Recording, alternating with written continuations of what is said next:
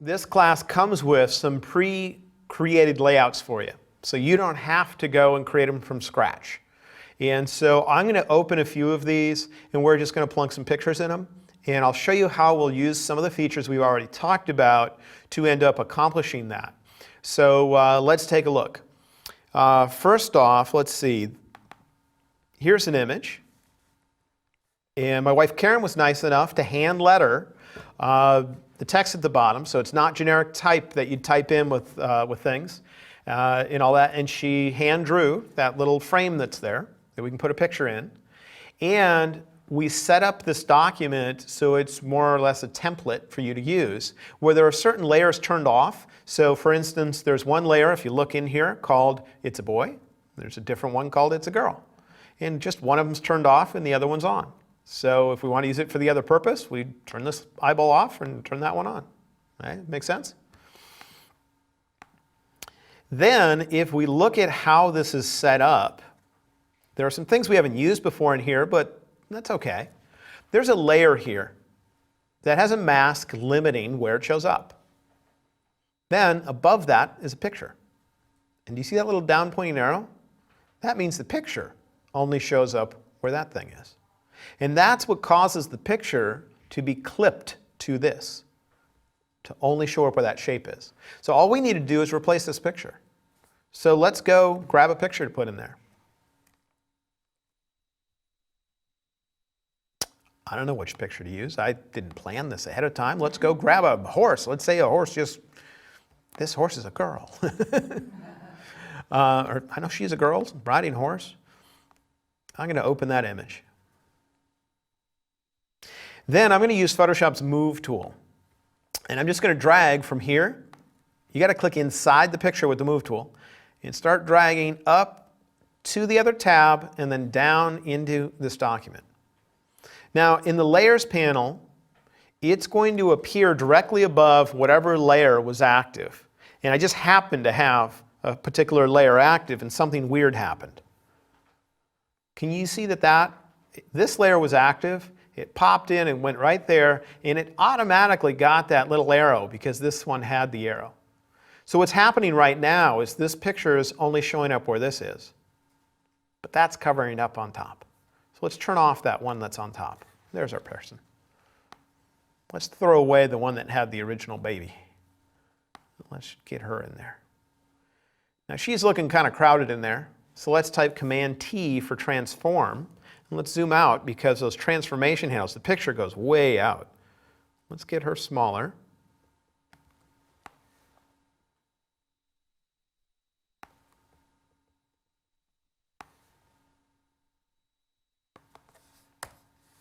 I'll zoom up. Now, it's not always going to do what it did to me, where I didn't see the picture when I let go. It just seemed to not be there because it was being covered up by something else. And it automatically got that little down pointing arrow. So let me undo that down pointing arrow thing. If I go to the Layer menu, there's a choice called Release Clipping Mask.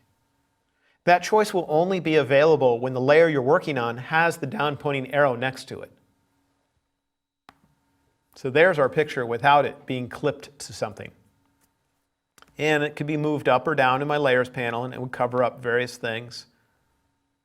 And what I would need to do is make sure to place it directly above the layer that contains the shape that I want to clip it to.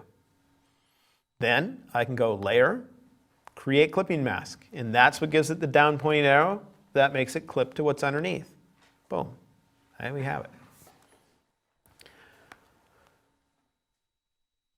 So you get the idea, though, that we could do this kind of stuff. Now, let's say I wanted to put something else here where it says it's a girl. If I don't like the colors, or I want that to be a photo or a texture or something else, we can also replace that. All you need to do is put a photo on top of it and make it clip to it. I mean, watch this. I'll create a brand new empty layer. Remember the new layer icon? It's the one that looks like a sheet of paper with the corner turned up. I just clicked on it, and before I put anything on that layer, the layer is empty right now, I'm going to clip it to what's underneath. So it's currently clipped. An empty layer is clipped to this layer that says it's a girl in it. So that means I can now grab the paintbrush tool And if I were to paint on this layer, there is paint being added to the layer. If you look in the layers panel, can you see it? In the layers panel, you see the black paint? But it's being clipped to what's underneath, saying that this layer only shows up where that thing is underneath. So it's not going to see it until you get over here. And I can come in here and paint with how many colors I want. But whatever's in this layer is going to be clipped to what's underneath it. If I unclip it, you'd see the whole paint I painted in. But because that was clipped to what's underneath, you don't. Okay? So it's kind of weird. You got to get used to that. There's a little overspray here that I didn't want, so I can just grab the eraser tool, erase it out of there. There we go. Now, let's go and do a few more of those. See what else, what other kind of layouts did we end up getting here? Well, let's just cycle through them so you can get a sense for it. So know that anytime you see a photo, it's set up so you can easily replace that photo and it will be clipped to the same thing. So this would just be very simple illustrative little boxes. And we got a set of 4 if you want to put 4 photos in. Here we have the hand lettered text, the glasses, and that little bar that's there. If you put a photo in there to replace this one, that bar would lighten the photo that you put in there. That happens to be Karen and I on our wedding day.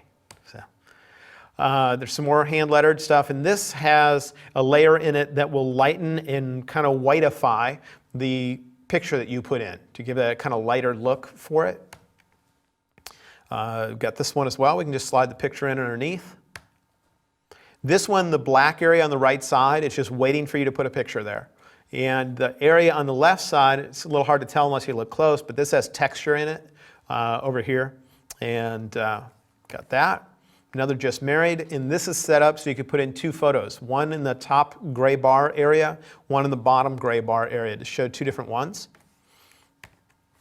And here we got 4 pictures in our text. You already saw that one. Remember, you can swap out it's a boy with it's a girl.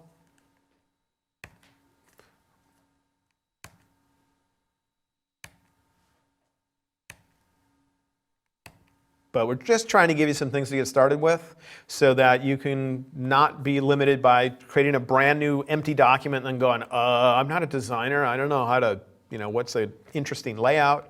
But that way, there's just these gray boxes in here. Put a picture on top of each one. Make it clip to what's below so that it only shows up within there. Then you can move it around with the Move tool. Command-T it to transform it to get it to be whatever size you want within that and all that kind of stuff. I should mention that some of these are set up, in fact a lot of them are set up, there's only a few that aren't, where you can change the colors of things very easily. If you look in here, there's a layer that says Just Married. This is one of those solid color layers. I think we've used one once or twice before. And this right here indicates the color that's being used. And if you double click on it, you'll get a color picker. And I could say, no, I want red text at the bottom, or green text, or whatever you want.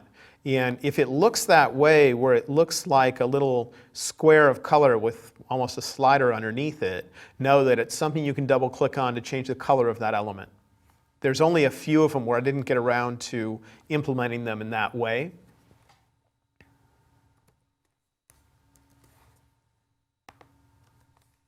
So for instance here, you can change the color of both the text and the color of the square that's in the middle.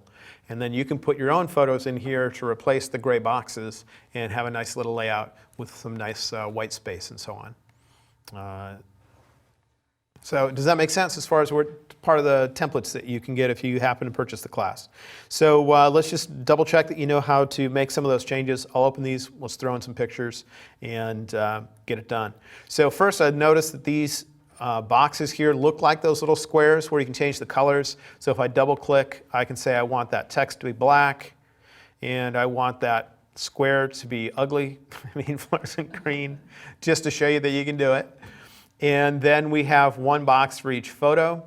And down here it says background color. It's the same kind of box. That means I could double click on it. And if I want to create a beautiful layout, I can make ridiculous colors, which seems some in some areas seem to be popular. And then we can go and just grab some images.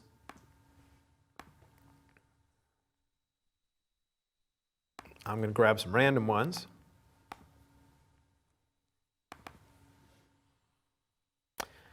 I'm going to select all. If you have more than one image, they open in Camera Raw together like this, and you wanted to open them all, just hit the Select All button. Then the button down here will change from Open Image to Open Images. Otherwise, it'll only open the images you have selected on the right side, and that might only be one. So make sure that you hit Select All. Hit Open Images. Now they're going to pop open as separate files.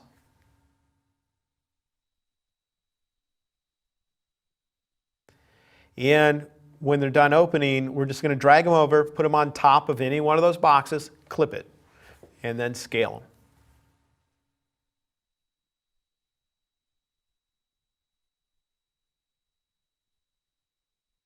Come on. Okay, it's done. So now it's hard to see where the other documents are. So what I will do sometimes when there's too many tabs open is I'll go old school. Instead of trying to drag to a tab and down and all that stuff, is I'll just do a select all by typing Command A, because it's an easy keyboard shortcut, and then I'll type Command C, which is the equivalent to copy. So Command A for select all, Command C for copy, and I get used to Command W for closing a window. Don't save. And then I will switch to the document that I wanted to put them in. The window menu will always have a list of the documents you currently have open, and that's one way of switching over. I'll take Command V is for paste. If you go under here, you see paste is Command V. Put it in. I just need to make sure it's on top of one of those gray boxes. So I get it on top of the gray box, and I say Layer, Create Clipping Mask. It's hard to tell, but there's a picture now in that box. We're just seeing one little part of the sky though. So I type Command T for transform. And there's a little trick, and that is if you ever type Command T and the handles on the corners are beyond the edge of your screen, type Command 0. It'll zoom out just far enough where you can see them. Command 0 usually means fit in window, and when it comes to transforming, if that's what you're in the middle of, it means fit at least the transformation handles within this window.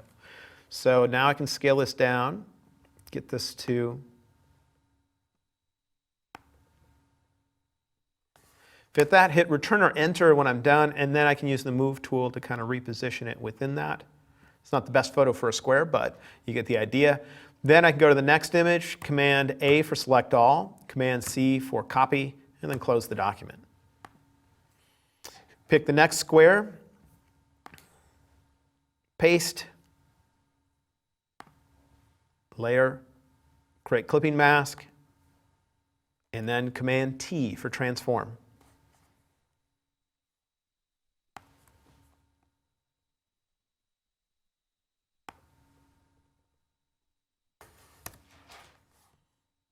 This would probably be better for pictures of a couple where you have their faces where you can get in there instead of big rectangular things.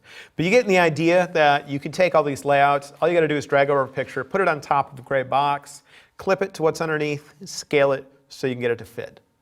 And the more you continue doing that, the more of these boxes you can fill in, and you can create any kind of layout you want. You want to change the colors, you double click on the little swatch of color and change it to whatever you think is appropriate. So it's rather nice having a somewhat versatile layout as far as what you can do with it.